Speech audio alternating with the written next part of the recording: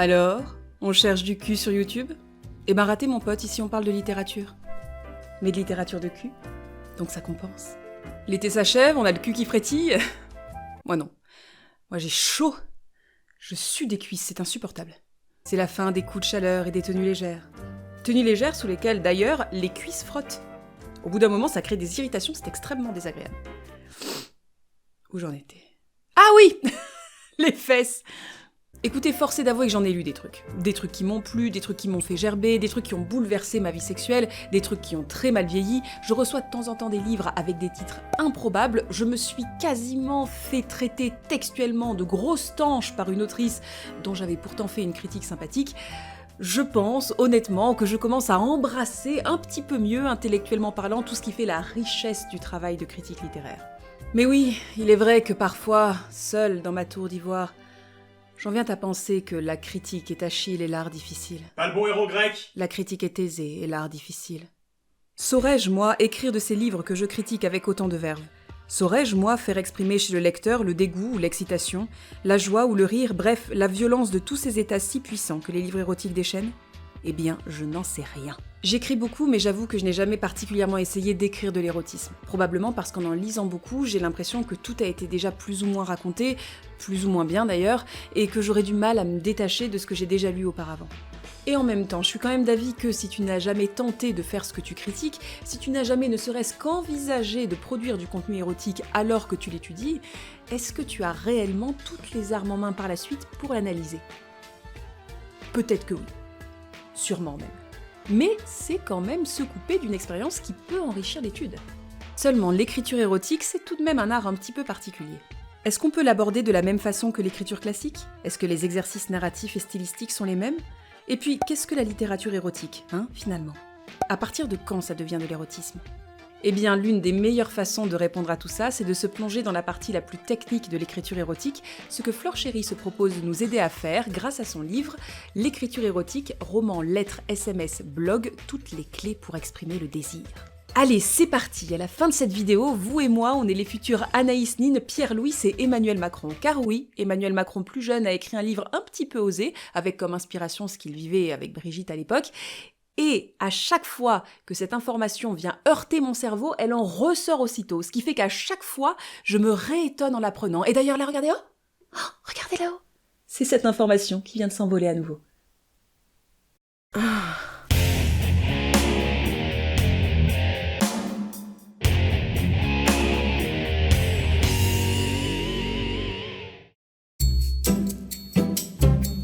Flore Chéri, c'est une journaliste, autrice et chroniqueuse française de 31 ans dont tout le travail tourne autour de l'érotisme et de la sexualité. Elle est notamment connue et reconnue aujourd'hui pour être l'organisatrice du Salon de la littérature érotique de Paris, ainsi que d'ateliers d'écriture érotique. Elle écrit elle-même des guides de sexo, elle a écrit un livre érotique récemment qui s'appelle Matriarchie, elle bosse pour Union, intervient régulièrement dans l'émission de Brigitte Lahaie. Mais c'est également une businesswoman qui a créé un bar à fantasmes à Paris et une boîte de réalisation de fantasmes, My Sweet Fantasy. Pour 449 €, un homme ou une femme peut venir vous kidnapper et malmener votre conjoint pendant 1h30 pour que vous divulguiez des infos. Ou alors, pour 599 €, vous pouvez voir des gays ou des lesbiennes faire l'amour devant vous pour se racheter d'avoir perdu un casting de lingerie. Sinon, il y a même un truc pour réaliser vos propres fantasmes.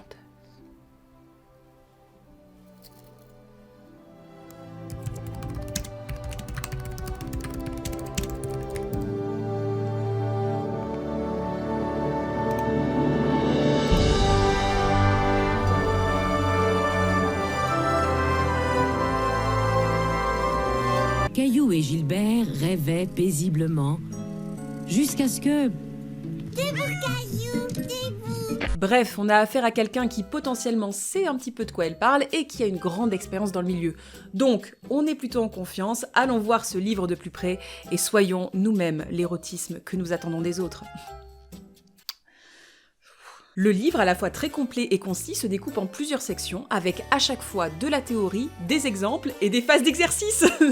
Je vais tous les faire. J'adore les cahiers de vacances. Si on survole les thèmes abordés, c'est vrai qu'il semble y avoir vraiment tout pour amorcer la démarche d'écrire du cul. Déjà en survolant les bases de qu'est-ce que l'érotisme, pourquoi l'érotisme, puis carrément en reprenant les bases de l'écriture en elle-même, comment trouver des idées, comment se mettre dans le bon mood, sur quoi écrire, avec quoi écrire, etc., etc. Puis se pose la question que je trouve particulièrement pertinente dans le cas du récit érotique du destinataire.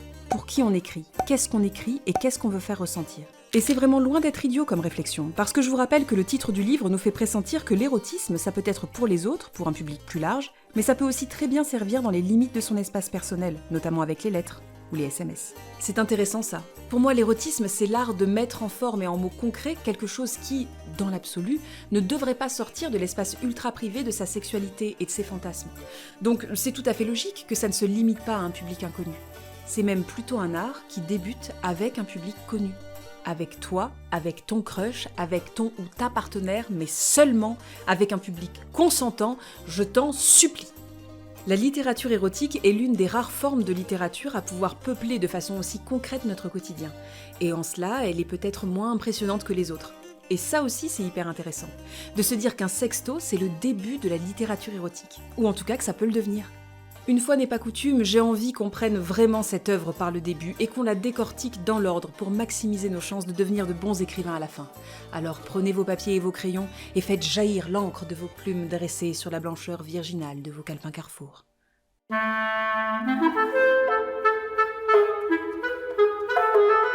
Question fondamentale s'il en est, à laquelle nous avons tenté bien des fois de répondre dans nos vidéos.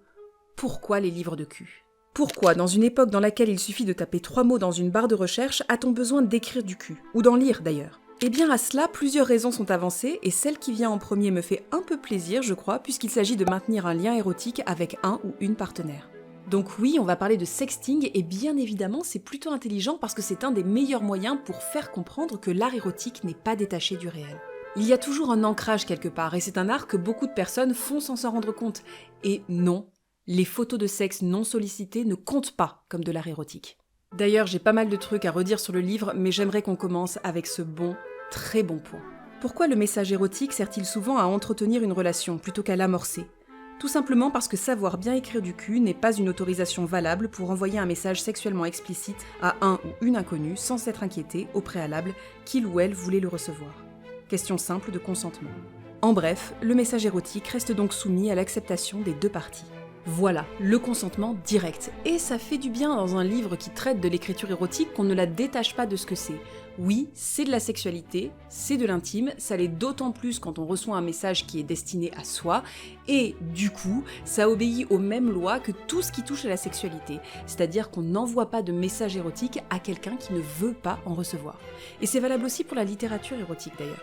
Je l'avais déjà évoqué quand on avait traité d'Apollinaire, oui c'est un livre, c'est écrit sur du joli papier et potentiellement c'est un très grand écrivain qui l'a écrit, mais non, vous n'êtes pas obligé de le lire jusqu'au bout, certainement pas même. Et si le moindre truc vous met franchement trop mal à l'aise, non, vous n'êtes pas de mauvais lecteur ou lectrice parce que vous refermez le livre avant d'avoir lu la fin. L'érotisme, même en roman où on a l'impression qu'il y a un objet qui fait tampon entre les mots et vous, ça peut retourner, ça peut bouleverser et parfois même très désagréablement. Je le répète, mais il n'y a pas au paradis de salles spéciales réservées aux personnes ayant lu plus de 10 000 livres. Et en plus, avec qui vous seriez ? Hein ? Bernard-Henri Lévy ? Alain Finkielkraut ? Allons, soyons sérieux. Au paradis des gens cultivés, préférons le paradis des gens intelligents. Bref, l'écriture y est présentée à la fois comme un remède à la distance physique, mais aussi comme un bon plan potentiel si vous avez tendance à être trop réservé ou au contraire trop vif dans les échanges. L'écriture laisse le temps de réfléchir. Et puis, une fois que les choses ont été écrites, elles nous apparaissent légèrement différentes de si on les disait à voix haute, probablement parce qu'elles ne sont pas destinées à être lues avec notre voix. Et ça, c'est fondamental quand on étudie l'érotisme, parce que ça pose la question de la mise en scène et de l'immédiateté. Le sexe, c'est censé être flamboyant, direct, instinctif. Et l'érotisme et la pornographie sont travaillés pour donner cette impression. Sauf qu'en définitive, ce n'est pas du tout dans ce processus-là qu'ils sont créés. Il y a une mise en scène dans le fait de raconter ou de montrer la sexualité à partir d'un certain point de vue, d'un certain angle. Et cette mise en scène-là, parfois, est tellement bien dissimulée qu'elle se fait oublier. Et qu'il faut rappeler qu'elle existe. Les acteurs sont des acteurs, ce qui est présenté ici n'est pas la réalité, et comme l'a très bien dit Céline Tran et d'autres acteurs et actrices X avant elle, calquer sa sexualité sur la pornographie, c'est aussi pertinent que calquer sa conduite sur Fast and Furious. Mise en scène qu'on nous enjoint à travailler d'ailleurs à travers ce bel exercice d'entraînement qu'est la lettre à soi. Exercice d'entraînement, lettre à soi. Parce qu'écrire une lettre érotique est plaisant, mais en recevoir l'est tout autant, écrivez-vous une lettre érotique qui vous est destinée. Une lettre érotique de remerciement suite à votre dernier orgasme ou à l'expertise de votre main durant vos parties en solitaire.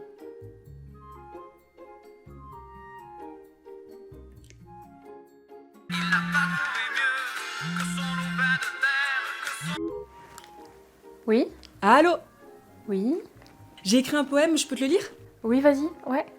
Dis-moi. Petite main, il te manque 2 doigts, mais je n'en suis pas émue, car j'ai pu constater, ma foi, qu'il n'en faut qu'un pour jouir du cul. C'est bien, hein? Ouais, je te laisse, Elsa. En fait, j'ai Ok. un rendez-vous avec Ok. Mimi Mati ou... Ok, bisous. Ouais, voilà.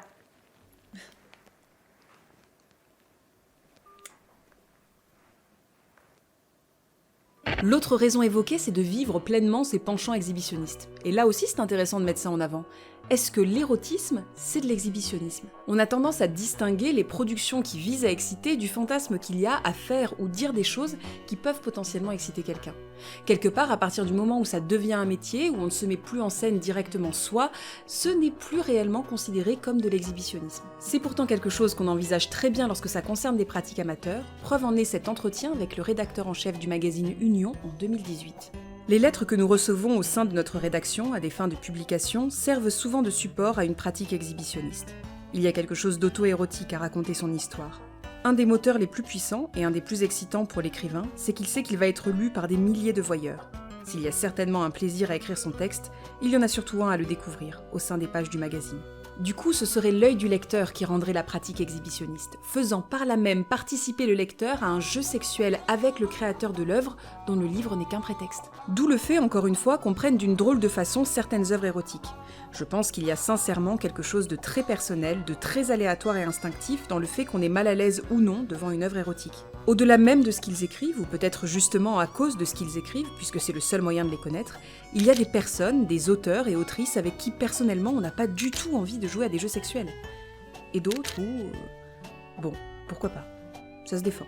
Mais tout cela est très subjectif et personnel, et c'est fascinant de voir à quel point le matériau de base est tellement impressionnant qu'on en oublie qu'il y a des gens qui en ont eu l'idée, des mains qui l'ont écrit derrière. C'est intéressant de se rendre compte que l'écriture n'est souvent, dans ce cas-là, qu'un paravent pour introduire subrepticement une relation avec le lecteur. C'est intéressant de se rendre compte que c'est valable pour les chefs-d'œuvre de la littérature érotique à la Aphrodite de Pierre Louis, tout comme pour 50 Shades of Grey, que c'est valable pour les auteurs qui s'adressent directement au lecteur et qui sont conscients de ce jeu érotique-là, comme Sade, mais aussi pour les auteurs qui ne le sont pas conscients, ou en tout cas qui n'en donnent pas l'impression.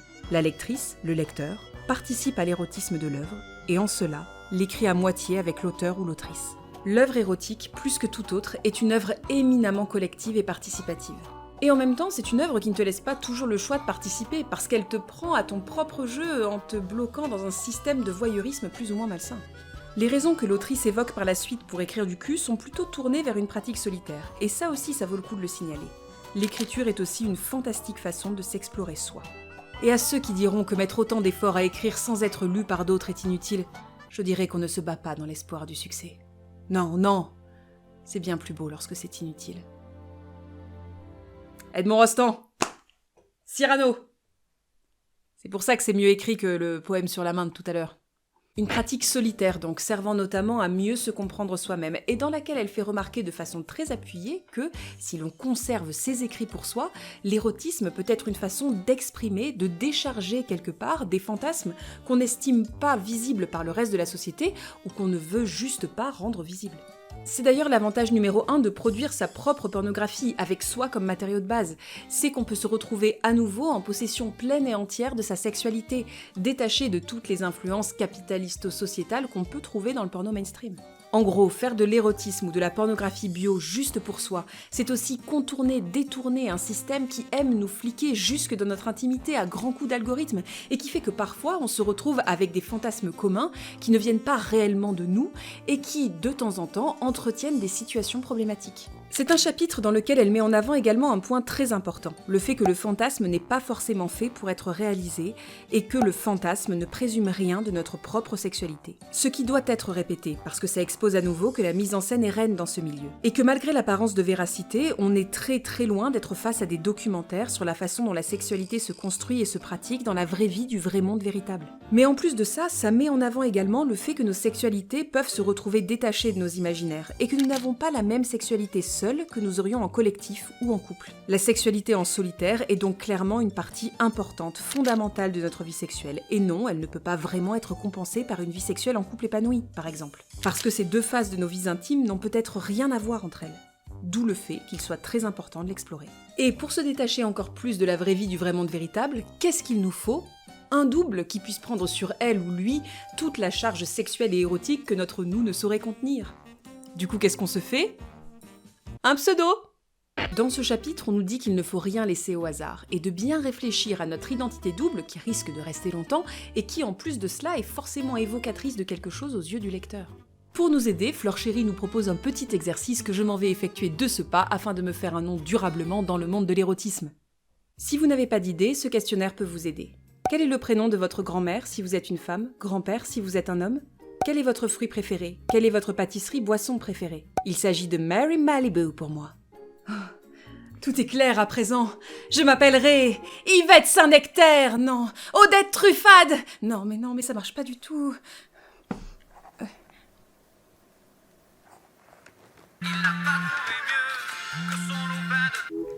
Allô ? Oui. Ça va ? Bah écoute, plus ou moins, parce qu'en fait là je suis... Oui, c'est quoi le prénom de ta grand-mère ? C'est Adrienne. Et ton plat préféré ? C'est le marron suisse. Adrienne Marron Suisse. Mais en fait, pourquoi tu me demandes ça ? Parce que là, enfin... À quoi ça te... Non, mais ça marche pas du tout, ça. Allô ?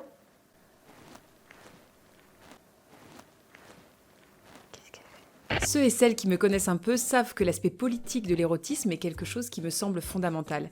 C'est donc une évidence pour moi qu'il soit mis en avant dans ce livre. Or, l'autrice y consacre une petite partie en notant qu'écrire de la pornographie, cela peut être aussi fait dans le but de participer activement à une révolution de nos comportements sexuels. Et j'en suis très contente parce que j'en suis convaincue personnellement. En effet, l'autrice cite Anne Garretta, romancière et universitaire, qui dit en substance « Parler, écrire, mettre en scène le sexe et ses catégories, c'est parler de beaucoup plus que du sexe. Les désordres, les régulations des corps individuels engagent ou trahissent ceux du corps politique et social. » Et je suis on ne peut plus d'accord avec cette affirmation. Oui, l'érotisme n'est pas purement gratuit ou trivial, et oui, il est digne d'intérêt de l'étudier dans sa dimension politique et sociale. Cependant, je ne suis pas tellement d'accord avec d'autres choses qui sont évoquées dans ce chapitre, notamment tout le passage sur la censure avec la pornographie qui sera un genre de moyen de bouleverser la normativité, alors que je suis presque convaincue du contraire. Et c'est ça justement qui est intéressant à étudier. La pornographie surfe sur les normativités. Certes, parfois c'est en mettant en scène les tabous liés à ces normativités que la pornographie s'épanouit. Mais l'érotisme et la pornographie globalement sont des troubles calculés à l'ordre social et sont très largement acceptés parce que ce sont des lieux de défoulement encadrés. Pas toujours extrêmement bien encadrés, certes, mais encadrés tout de même. Et si c'est surtout vrai pour la pornographie au cinéma, la pornographie écrite n'est pas tellement exempte d'encadrement et d'attente également, même si dans la majorité des cas, elle est sûrement beaucoup plus libre. Dans le même ordre d'idée de où se situe la place de la pornographie par rapport au monde extérieur, elle évoque quelque chose qui me semble complètement en contradiction avec ce qu'est l'érotisme pour moi, autant sur le côté lien avec le lecteur que sur le côté mis en scène. La nécessité de sincérité. Alors qu'en vrai de vrai, le but, c'est de faire croire à cette sincérité. C'est de persuader le lecteur qu'il va avoir accès à une intimité sans filtre, alors que tout l'enjeu du truc, c'est que l'intimité qui sera dévoilée, c'est celle du lecteur, pas celle de l'auteur ou du personnage. D'ailleurs, c'est un propos qui est très clair quand on songe aux photos érotiques. Quand il y a des gens qui vous montrent leur cul en vous regardant intensément dans les yeux, ils vous donnent l'impression que c'est à vous qu'ils veulent vraiment montrer leur cul. Alors qu'en réalité, ils le montrent à tout le monde. Donc, ce qui est exposé, ce qui est sincère, c'est moins leur envie de montrer leur cul à vous que votre envie à vous de voir un cul. C'est ça, oui. Souriez. Menteur. Mensonge. Vous ne m'aimez pas pour de vrai. C'est l'illusion qui compte, c'est même un accord tacite entre le spectateur et l'artiste. Et cette illusion de réalité et de sincérité, je ne suis pas sûre qu'elle s'obtienne en se confessant soi. D'où le fait que je sois un petit peu dubitatif face à l'exercice proposé ici. Quand il s'agit d'écriture érotique, la désinhibition et la sincérité sont des ingrédients indispensables et très ardus à obtenir. Pour ce faire, munissez-vous d'une feuille blanche, d'un stylo, d'un briquet et du lacrymosa de Mozart. Étape 1. Lancez le lacrymosa de Mozart et assurez-vous d'être seul durant les 30 prochaines minutes. Étape 2. Réfléchissez quelques instants, puis écrivez votre confession érotique en une quinzaine de phrases précises et percutantes. Votre confession doit tenir sur le recto de votre feuille, et évidemment être vraie. Cela peut être un comportement que vous jugez trop insistant au lit, un moment de faiblesse sexuelle, un voyeurisme non consenti, etc. Étape 3. Fermez les yeux et concentrez-vous sur la musique pendant 1 minute. C'est beau. Étape 4. Relisez votre confession avec attention. Essayez de revivre le moment, ressentez la gêne, la honte, la colère contre vous ou votre partenaire. Étape 5. Fermez les yeux et concentrez-vous sur la musique pendant 1 minute. C'est beau. Étape 6. Retournez votre feuille. Écrivez comment vous vous sentez vis-à-vis de vous-même. Soyez bienveillante. Terminez par « Je te pardonne ». Étape 7. Brûlez votre feuille. Ah oui, donc on me demande carrément de décrire une agression qui m'est arrivée en fait. Écrivez « Je te pardonne ». Non, en plus. Puis pourquoi cramer la feuille? Et puis pourquoi le lacrymosa de Mozart? C'est confus là. Puis ça donne pas du tout envie de faire du cul, merde. Toi, merde. Oui, oh. Oui. Non mais Oui, alors c'est pas la oui, première fois. C'est Oui, facile ben après, doucement, hein. Ça peut pas vraiment excusez-moi, continuer comme ça. excusez-moi. Oui. Alors dis donc. Et du coup, j'en profite pour inaugurer un reproche que je vais faire souvent à ce bouquin. Le livre de Flore Chéry est souvent étonnamment borderline sur la gestion des traumas sexuels, les liens possibles entre trauma et fantasmes, sur la description des fantasmes et même sur les fantasmes en eux-mêmes. On ressort du livre avec l'impression qu'elle ne remet jamais en question aucun de ceux-ci, ni ne les questionne sur leur provenance, ni ne vous pousse à les questionner avant de les réutiliser possiblement dans une œuvre. Ce qui est non seulement un tort à mon sens, mais qui en plus est potentiellement surprenant de la part d'une femme qui met l'aspect social et politique de l'érotisme très en avant dans ses interventions et même dans le sujet de son dernier livre. Je comprends qu'elle soit prudente et qu'elle ne veuille pas faire de king-shaming, c'est-à-dire du jugement des fantasmes de chacun, mais si on est au courant d'où naissent les fantasmes, alors il est important de se poser des questions tout de même. Est-ce que la ligne entre nos fantasmes et nos réflexions sur la société est complètement imperméable? Est-ce que par conséquent, tous les fantasmes sont bons à faire perdurer? Ou en tout cas à mettre une énième fois en scène dans un contexte où on est censé être excité par eux? Non, inutile d'hurler à la cancel culture, personne, et je dis bien personne, ne va jamais pouvoir pénétrer à l'intérieur de votre tête pour vous arracher de force vos fantasmes. Donc personne ne vous empêchera de penser ce que vous voulez, ni de fantasmer ce que vous voulez. La seule chose sur laquelle on peut un tout petit peu agir, c'est sur les productions érotiques et pornographiques, sur ce qui nourrit les fantasmes. Parce que, spoiler alerte, certains d'entre eux viennent d'un dysfonctionnement sociétal. Vos fantasmes en soi ne font de mal à personne tant qu'ils restent strictement en vous, mais ils peuvent prendre leur source dans des choses qui font mal, le racisme, le sexisme, la culture du viol. Alors en soi, comme l'autrice l'a déjà dit d'ailleurs, avoir des fantasmes d'agression par exemple, ce n'est pas avoir réellement envie d'une agression. Le principe des fantasmes, c'est que c'est notre vie intérieure, on en contrôle l'histoire et le déroulement, on les met en scène, encore une fois. Et la sincérité avec laquelle on écrit du porno ou de l'érotisme n'est peut-être pas la sincérité du quotidien, celle qui prend source en nos vies extérieures, nos vies de tous les jours. Je ne sais pas si c'est très clair, mais le fait de penser que faire remonter des traumas sexuels puisse servir à l'écriture érotique en déclenchant une désinhibition et une sincérité, par exemple, je sais pas. Ça me paraît pas être une bonne idée, surtout dans une société qui fétichise encore beaucoup les agressions sexuelles. Parce que là, même s'il ne s'agit pas d'exciter directement avec ces agressions, il s'agit tout de même de puiser en elles le matériau de base qui va nous permettre d'écrire sincèrement du cul. Et je sais que ça a déjà été fait, mais ça me plaît pas. Je crois que pour moi, de plus en plus, relier agression et érotisme, c'est impossible. Pourquoi ? Parce que, dans l'absolu, une agression sexuelle n'a rien à voir ni avec l'érotisme, ni avec une pratique sexuelle d'ailleurs, car il s'agit moins de sexe ici que de violence et de haine. On ne cherche pas à avoir un rapport sexuel, on cherche à détruire ou à soumettre l'autre. Rien à voir avec la sexualité, qui se doit d'être consentie pour être de la sexualité, et pas juste une agression. Et donner l'impression qu'on peut se servir d'une violence sexuelle qui a pu nous arriver, parce que oui, quelqu'un qui est trop insistant au lit, c'est quelqu'un qui nous pousse à faire quelque chose dont on n'a pas envie sous la pression psychologique, donc c'est une forme d'agression sexuelle. Donner l'impression donc qu'on peut se servir de cette expérience pour se donner des idées ou des tips d'écriture pour décrire une sexualité épanouie, eh bien ça entretient un peu la culture du viol. En quelques mots, la culture du viol, pour ceux qui ne le savent pas, c'est le fait de donner un contexte culturel favorable aux agressions sexuelles. Et faire correspondre agression sexuelle et sexualité, c'est donner de l'eau au moulin pour les personnes qui systématiquement réagissent au viol en disant « est-ce qu'elle l'a pas un petit peu cherché ?» ou bien « c'est triste, mais les hommes ont des besoins ». Les études psychologiques autour des agresseurs ont tendance à démontrer que la sexualité est moins en jeu que l'envie de faire mal, ou de soumettre, ou de détruire. Tant que j'en suis dans les reproches, elle évoque le fait que la littérature érotique pourrait servir à démocratiser certains types de sexualité. Et je n'en suis pas sûre du tout. Pour moi, ça ne démocratise pas toujours, ça a même plutôt tendance à renforcer les clichés, et parfois même à rendre cette sexualité encore plus taboue qu'elle ne l'était. Flore Chéri évoque bien évidemment 50 nuances degrés et la vague BDSM qui a suivi, même dans les couples qui à la base n'avaient pas de fantasme particulier autour de cette pratique. Sauf que, si effectivement il y a eu une hausse de l'achat de cravaches chez Decathlon, il y a eu aussi et surtout une énorme méconnaissance et un renforcement des clichés autour de cette sexualité. Beaucoup de personnes qui pratiquent le BDSM se sont ainsi insurgées en disant que l'histoire était avant tout l'histoire d'une pression psychologique toxique avec un personnage masculin en roue libre, plutôt qu'une représentation fidèle à la réalité de ce type de relation. Avec une recherche accrue de consentement, des contrats qui sont censés encadrer la pratique, bref, des garde-fous qui entretiennent la sécurité nécessaire au BDSM, derrière l'illusion de sincérité et de fluidité absolue qu'il y a dans ces pratiques. Résultat, s'il y a eu une recrudescence de vente de menottes, je suis presque sûre qu'il y a eu également une recrudescence de personnes persuadées que le BDSM est une sexualité ultra-violente, dans laquelle on peut dominer et soumettre quelqu'un sans tenir compte ni de son consentement, ni de ses limites. Est-ce que c'est vraiment démocratiser une sexualité, ça ? Ou juste véhiculer des clichés autour d'une sexualité ? Ce qu'il manque finalement paraît être un détail, mais n'en est pas un. Pour écrire avec justesse une sexualité, le BDSM par exemple, je pense qu'il faut avoir fait l'expérience à un moment ou à un autre de cette sexualité. Pareil pour l'échangisme, pour le libertinage, il faut au moins savoir ce qu'on écrit, comprendre les codes de l'intérieur pour mieux les retranscrire. Et je ne suis pas certaine que c'était le cas pour l'autrice de 50 Shades.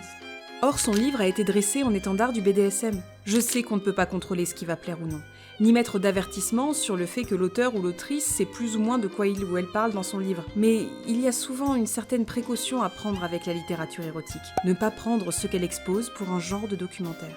Mais je ne suis pas sûre d'être très objective, parce que globalement, tout ce chapitre m'a mise très mal à l'aise, notamment cette citation de l'artiste Marc Kiska. Dans mon roman, j'aborde des thématiques dures, homophobie, oppression des jeunes, refus du conformisme, et le choix de la violence n'en a pas réellement été un. Lorsque l'on aborde ces sujets-là, je pense que la violence est inévitable. Cette brutalité n'est que le reflet de la réalité, et peut-être que les dangers pesant constamment sur une relation homosexuelle rendent la passion amoureuse d'autant plus forte. Je suis vraiment pas convaincue. Fantasmer les difficultés et la violence autour d'une relation, c'est justement ce qui révolte les personnes queer aujourd'hui. Parce qu'on peut se demander si ce fantasme n'est pas le fantasme de personnes étrangères à la communauté LGBT et qui a été ensuite intégré inconsciemment par les personnes de la communauté parce que c'est le fantasme qui domine. Il n'y a qu'à voir le traitement qu'ont majoritairement eu jusqu'ici les histoires d'amour LGBT au cinéma, dans les séries ou en littérature. C'est en train de changer parce que beaucoup de personnes parlent de ça, veulent faire bouger les lignes, créer le contenu qu'elles auraient voulu voir. La violence extérieure qui renforce la passion, c'est du fantasme autour de l'oppression. Et on peut se demander si ça n'entretient pas un peu cette dernière. Alors attention, je ne dis surtout pas qu'il ne faut plus parler d'homophobie ou de transphobie par exemple. Je dis juste qu'il y a une énorme différence entre en parler et l'érotiser. Après, encore une fois, est-ce que ça veut dire que ce fantasme est impossible et que ça fait de vous, personnes qui l'avez, des personnes profondément pourries de l'intérieur ? Non. Par contre, est-ce que ça vaut le coup en tant que créatrice ou créateur pornographique de prendre ses responsabilités, d'arrêter de faire perdurer ce fantasme dans ses productions et de se pencher dessus, de se questionner sur qu'est-ce qu'il est, d'où il vient, pourquoi est-ce qu'il perdure et qu'est-ce que ça dit de nous, des autres et de la société dans laquelle on vit ? Ça oui. Bref, globalement, je trouve ça très bien de mettre en avant le côté politique, militant, parce qu'il existe dans l'érotisme et la pornographie. Mais en soi, ce n'est pas juste parler de sexualité qui est militant. Il n'y a même pas vraiment besoin que le sujet de l'œuvre soit politique pour s'inscrire dans une démarche militante. Le militantisme dans l'érotisme, c'est réfléchir à la façon dont on en parle et l'inscrire dans la société dans laquelle on vit ou dans laquelle on aimerait vivre. Et ceci, ça demande de se poser des questions sur ce qu'on raconte et sur comment on le raconte. Quels sont les mots employés ? Quel registre on veut donner à la sensualité ? Et ça tombe bien, dites donc, c'est le deuxième grand chapitre de notre livre. Ça c'est fou, on dirait que cette vidéo a de la cohérence.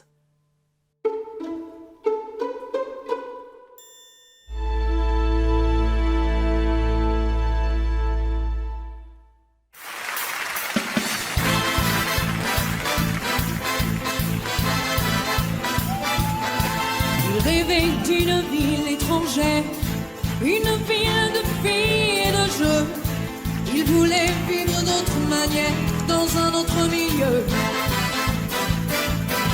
Il rêvait sur son chemin de pierre. Je partirai demain si je veux. J'ai la force qu'il faut pour le faire et j'y